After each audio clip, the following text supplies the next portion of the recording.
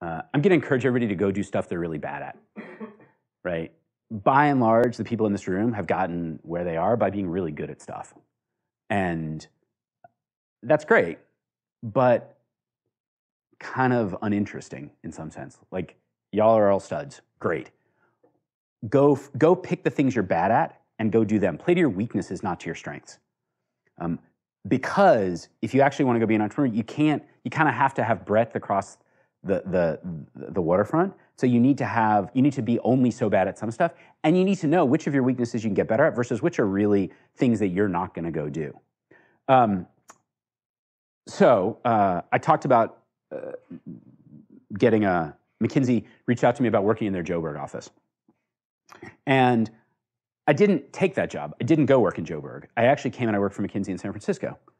And the reason I wanted to come to San Francisco, I mean, there's some personal reasons, but there was a higher order, which is I sort of felt like I knew what it was to work in a developing country.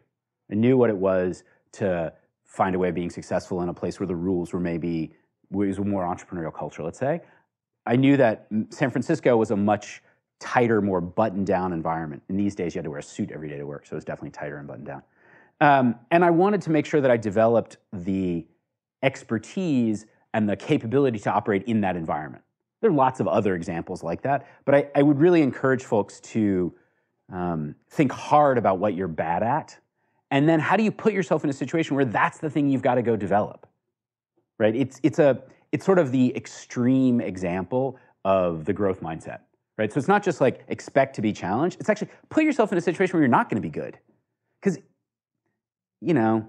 if you wanted to be the best at something, you just stay doing the thing, and that's from my standpoint, that's satisfying in the way that eating too much candy is satisfying. It's kind of enjoyable at first, but it's ultimately not that nutritional.